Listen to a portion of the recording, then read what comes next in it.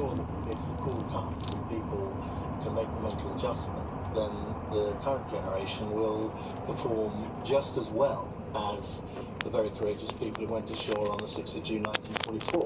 But there's a mindset shift for all of achieve that. That was General Sir Peter Wall talking to me. Now, it's been a day when the election's taken a bit of a back seat. The Liberal Democrats, though, are focusing their campaign today on cancer treatment. The leader, Ed Davey, is calling for a guarantee that cancer patients would be treated within 62 days. That's within 62 days of a diagnosis. It would be a legal right for a patient to start treatment. Well, I'm pleased to say that we're joined by the Liberal Democrats' Deputy Leader and Health and Social Care Spokesman, Daisy Cooper. Good afternoon. Good afternoon.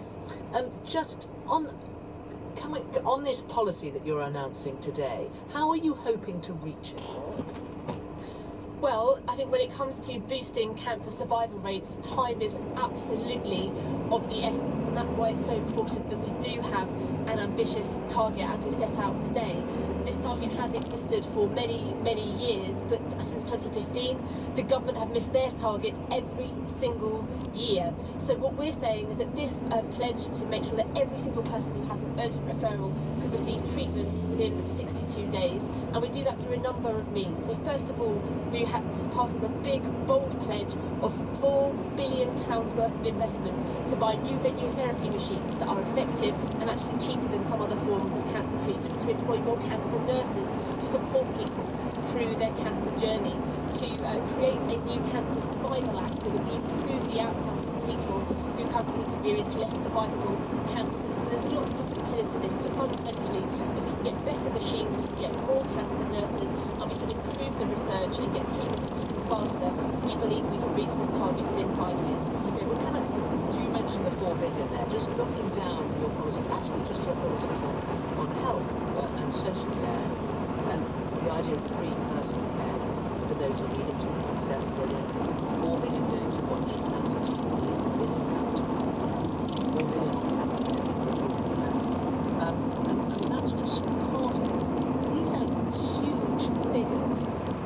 You'll know that there's been a row, failed to notice that there's been a row between the Labour and Conservative parties over whether the Labour Party is going to increase taxes by £2,000 over 4 years. How much are you going to have to raise taxes? Well, let me be clear, Liberal Democrats are putting our NHS and social care front and centre of our campaign, and that is why you are hearing almost every single day from the Liberal Democrats another big, bold pledge to improve people's lives, to improve their health outcomes, to fix our NHS and to fix social care as well. Our manifesto will be published in due course, and it will be fully costed as it always is. But what we've said a number of times is that we will not tax struggling families during a cost of living crisis. What we will do is we'll look to those really big companies that have been raking in billions of pounds of profit over the last few years, whether that's big gambling companies, the water companies, the big gas and oil companies, reversing the tax cuts for the big banks. Lots of different examples we've given of where we just to be clear, are you going to have to increase? I mean, we're talking considerable sums, and normally, historically, you haven't been that afraid to talk about putting up taxes. You only recently dropped your pledge to put 1p on income tax, which is very low. Are you saying that you'll put corporation tax up, or are you talking about windfall taxes on certain sectors?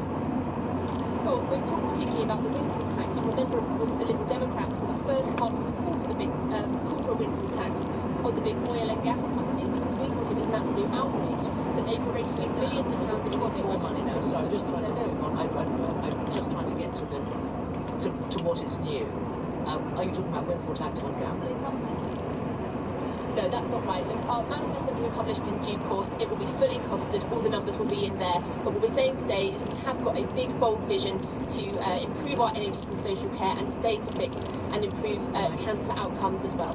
But so the chances of you getting any of these policies in place will only be if you go into coalition.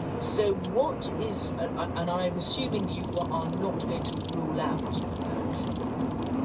But what What we're saying is there are millions of people around the country who haven't yet made up their mind how they're going to vote, and our focus isn't on what happens after the general election. Our focus is persuading people between now and general election day that a vote for the Liberal Democrats is a vote to fix our NHS and social care services. Right, so, and presumably a vote then to negotiate in coalition. What would your priority be in that negotiation? We're not thinking about the day after polling day. We're saying that over the next few days and weeks during this general election campaign, we're speaking directly to voters about what we stand for. We are standing on our own platform with our own policies, including on delivering this guarantee of freedom. Why not? Surely it would be mad not to think about it after. We simply wouldn't take voters for granted in that way. As I say, there are millions of people who have not made up their mind how they're going to vote. They really want to hear from all the political parties, including the Liberal Democrats, about what's on offer and how we're going to deliver it. And we're making it clear that our top priority is fixing our NHS and social care services, and that includes a cancer treatment guarantee of being offered treatment within 62 days. Daisy Cooper, thank you very much. Now, the deadline for anyone hoping to stand in the general election is 4 p.m. tomorrow, which is why at the moment there's a frantic scramble with some manipulation to get candidates into the last remaining empty seats. Ellie Price has been hearing what's going on. The King has granted this request, and we will have the general election on the 4th of July. The rain-soaked moment that set off this whole campaign. Also the moment nearly all the parties, including the Prime Minister's own, set off on their own scramble to get candidates in the seats they wanted to fight. The veteran political journalist Michael Crick, who's been closely following who's in and who's out on X, formerly Twitter, said this election has felt different to those of the past in terms of the selection process. There's always some late skill, don't you think? But this time, it's been extraordinary. I think it'll go down as the, grab a seat election. If local parties feel that a candidate has been imposed on, that sense of grievance could last for years. The SNP have had all but one of their candidates in place since April. The other parties, not so much. Just last night, the sound of metaphorical helicopters in the relatively safe seat of Basildon and Billericay. The chair of the Conservative Party has secured a seat in the general election despite local resistance. The local Conservative Association says he was the only candidate offered by the National Party. The Cabinet Minister told the BBC it had gone down like a bucket of cold sick. And this morning, the surprise announcement from the Scottish Tory leader Douglas Ross, who had said he wouldn't stand because he wanted to concentrate on his job as an MSP. I've decided I need to lead some front. So this evening I will put myself forward for nomination as a Scottish Conservative candidate for Aberdeenshire North and Moray East. There have been plenty of rows for Labour too. Accusations the snap election was an opportunity to purge the party of left-wing candidates. You're definitely going to stand, The first week of the campaign was dominated by whether Diane Abbott would be allowed to stand following a previous suspension from the party. She was. But another candidate, Faiza Shaheen, was barred over historical posts on social media. The newish kids on the block, Reform, had also had their share of will he, won't he. But Nigel Farage said he would stand. I've changed my mind. And the party tell me they expect to field more than 600 candidates across the country. Though with a day to go, those names haven't been finalised.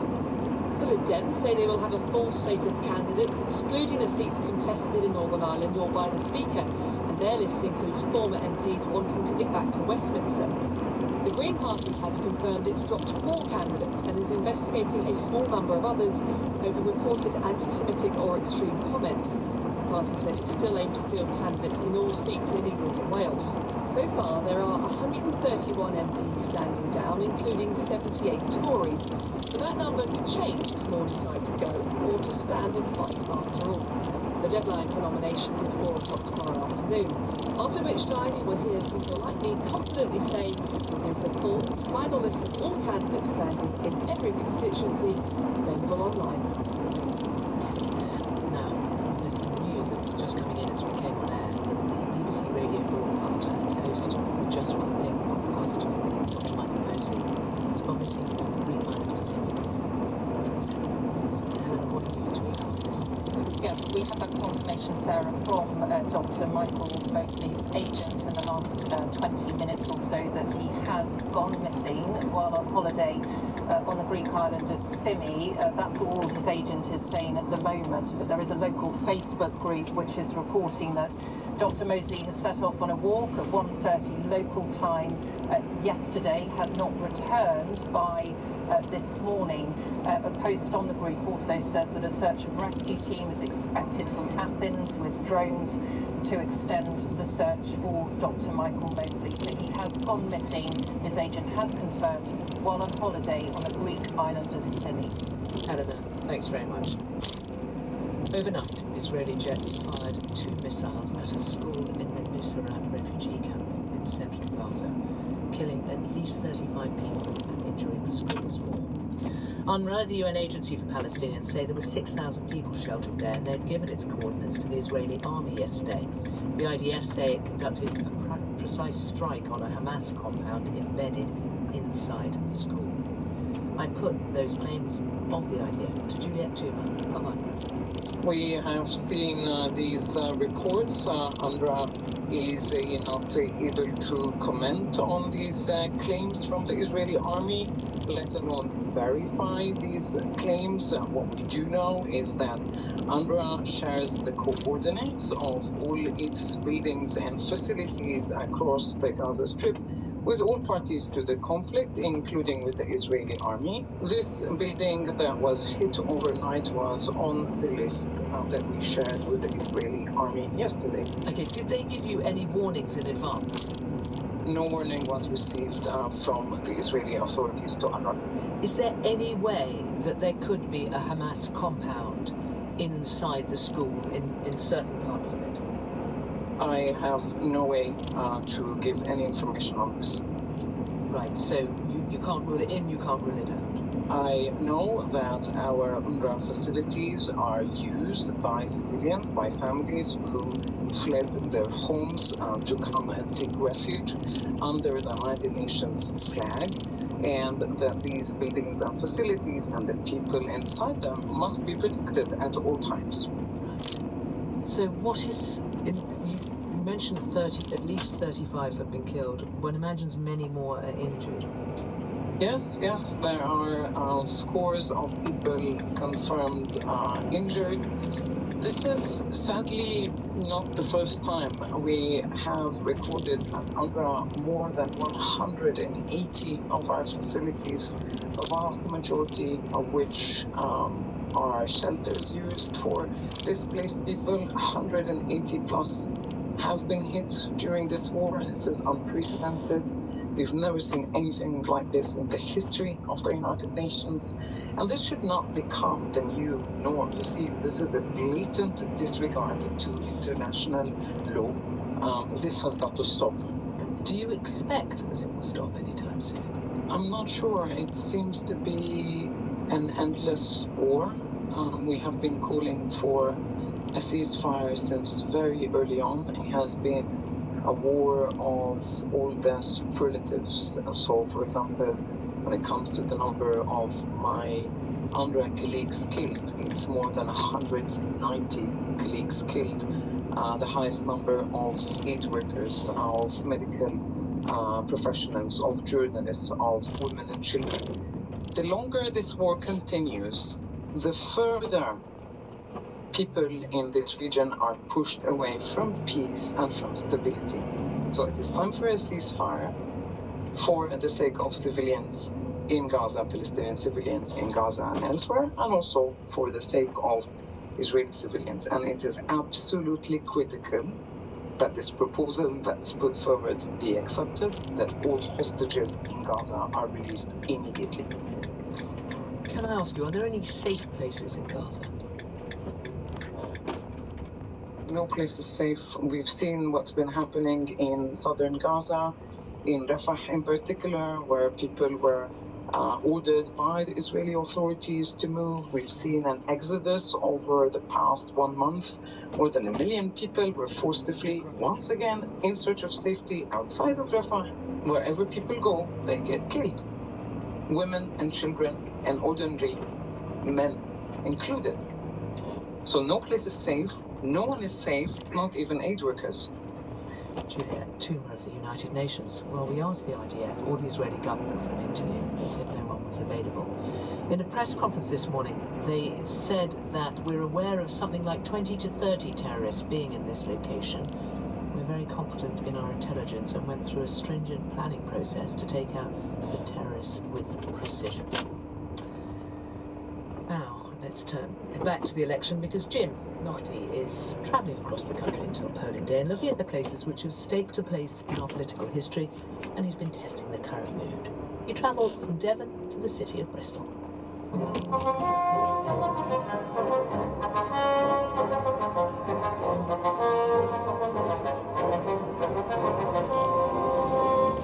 Each battlefield in this election has its own story, a history that feeds into the here and now. Bristol is a slightly different place, a little bit alternative, a little bit non-conformist. Paul Bartrop, the BBC's West of England political editor, describes a place for the unexpected.